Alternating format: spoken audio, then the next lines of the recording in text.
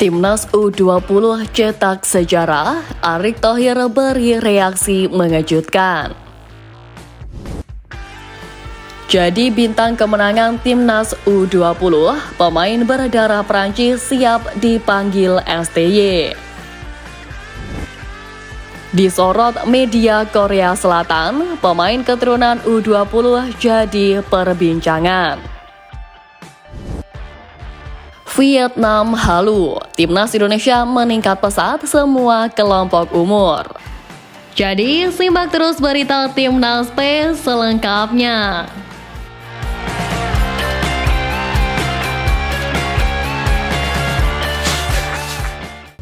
Timnas U20 cetak sejarah, Erick Thohir beri reaksi mengejutkan. Timnas Indonesia U20 sukses mencetak sejarah, di mana untuk pertama kalinya Indonesia mengalahkan Argentina di cabang olahraga sepak bola. Bermain di Stadion Mokdong, Seoul, Korea Selatan dalam laga pertama Seoul Art on Ice Cup 2024 Rabu 28 Agustus kemarin, Timnas Indonesia U20 menang 2-1 atas Argentina U20. Sebelumnya, Argentina dan Indonesia sudah bertemu 2 kali, tepatnya masing-masing sekali di level senior dan U20. Namun hasilnya, Timnas Indonesia selalu kalah. Pertemuan pertama tersaji di matchday pertama Grup B Piala Dunia U20 1979. Sementara momen kedua tersaji di laga uji coba yang digelar di Stadion Utama Gelora Bung Karno pada Juni 2023 lalu. Hasilnya, Argentina menang 2-0 atas Timnas Indonesia lewat gol Leandro Paredes dan Cristian Romero. Ketua Umum PSSI Erick Thohir pun turut bereaksi usai kemenangan bersejarah ini. Kemenangan ini begitu fantastis mengingat Argentina merupakan tim unggulan dengan status peringkat pertama FIFA. Tak ayal, pujian setinggi langit pun diberikan Erick Thohir kepada Timnas Indonesia U20. Tak hanya mengapresiasi kemenangan fenomenal itu, Eri juga menyanjung permainan anak asuh pelatih Indra Syafri. Pasalnya, para pemain Timnas Indonesia U20 dinilainya tak gentar untuk melawan tim sekuat Argentina. Meski menyambut positif hasil manis itu, Erick Thohir tetap mengingatkan para pemain Timnas Indonesia U20 untuk tak jemawa, sebab perjalanan Garuda Nusantara masih sangat panjang. Jika menilik pertandingan, sepanjang 45 menit pertama, Timnas Indonesia U20 sebenarnya unggul dari segi penguasaan bola dengan persentase 65% berbanding 35%.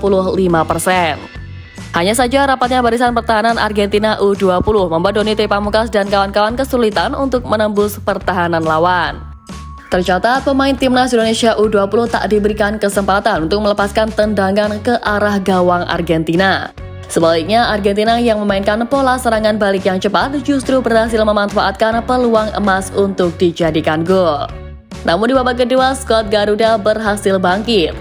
Kemenangan Timnas Indonesia U20 atas Timnas Argentina U20 ini setidaknya meningkatkan kepercayaan diri Timnas Indonesia senior yang akan mengarungi babak ketiga kualifikasi Piala Dunia 2026.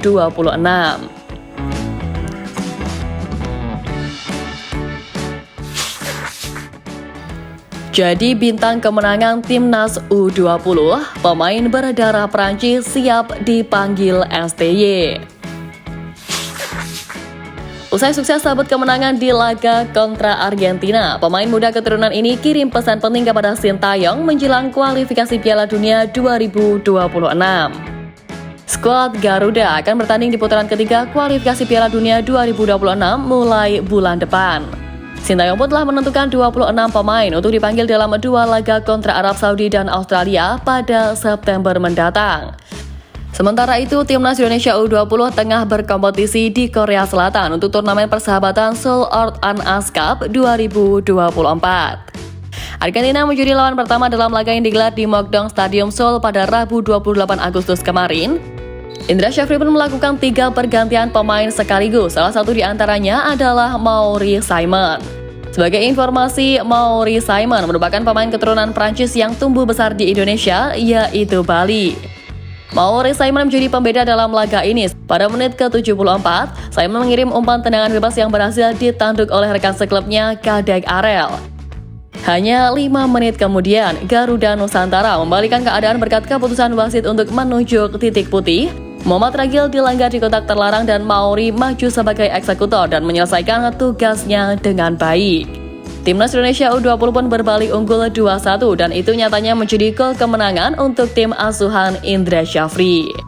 Mauri Saiman berhasil membuktikan dirinya di hadapan Indra Syafri dan mungkin juga pelatih Timnas Indonesia senior Sintayong seiring dengan sebuah gol dan sebuah asisnya menghadapi Argentina.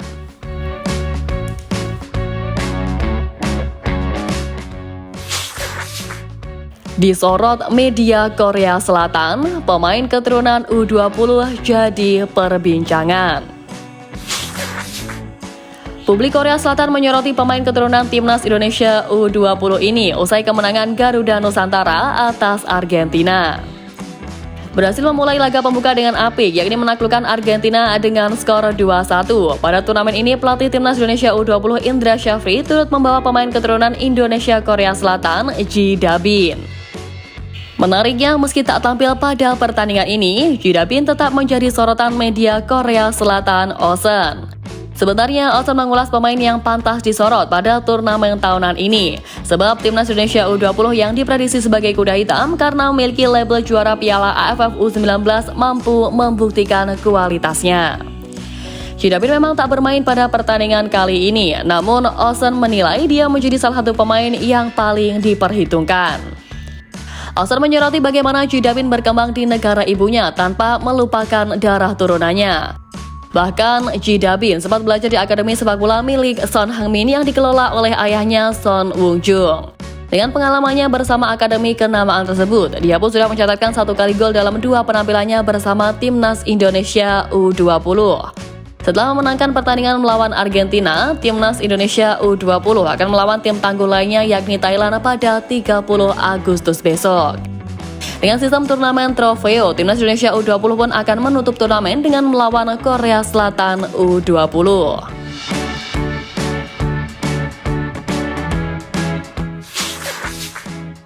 Vietnam halu, Timnas Indonesia meningkat pesat semua kelompok umur. Jelang menghadapi Timnas Indonesia di Piala AFF 2024, Vietnam bak kelabakan, saksikan kiprah skuad Garuda Muda. Vietnam diklaim mendapatkan keuntungan sangat besar dalam rivalitasnya dengan Timnas Indonesia setelah jadwal Piala AFF atau ASEAN Cup 2024 yang diumumkan kemarin. Regulasi Piala AFF 2024 mengatur pada penyisian grup setiap tim akan melakoni 2 pertandingan kandang dan juga 2 tandang. Khusus untuk Timnas Vietnam, tim asuhan pelatih Kim Sang-sik itu akan melawan Laos pada tandang 9 Desember, Indonesia pada 15 Desember di kandang, Filipina pada tandang 18 Desember, dan Myanmar pada 21 Desember di kandang. Menurut media Vietnam, Thanh Minh, jadwal itu sangat menguntungkan bagi Golden Star Warriors. Dari 2 laga tandangnya, yang pertama melawan Laos dinilai cukup lemah, hampir tidak ada perbedaan antara bermain di stadion sendiri atau lapangan mereka. Sedangkan pada laga tandang kedua, bermain di Stadion Rizal Memorial di Manila yang memiliki kapasitas maksimum 12.880 orang, tim tandang hampir tidak mendapatkan tekanan dari penonton tuan rumah. Lalu 2 laga kandang menghadapi Indonesia dan Myanmar dinilai bakal sulit sebab Indonesia dan Myanmar diyakini sangat kuat saat bermain di kandang sendiri. Meski Vietnam merasa sangat beruntung menjadi tuan rumah, tetapi deritanya pada 26 Maret lalu di Stadion Mai Ding Hanoi tetap tak bisa dilupakan. Di kandang kebanggaan mereka itu, Vietnam bertukuk lutut 0-3 kepada Timnas Indonesia dalam pertandingan putaran kedua kualifikasi Piala Dunia 2026. Sejak itu, Vietnam dan Indonesia belum pernah bertemu lagi. Kim Sang-sik pun mempersiapkan pasukannya untuk Piala AFF 2024 dengan menggelar turnamen mini melawan Rusia dan Thailand pada 7 hingga 10 September mendatang. Kini menarik dinantikan bagaimana pertemuan 2 rival bebuyutan ini. Akankah Vietnam mampu memutus rekor buruknya kontra Timnas?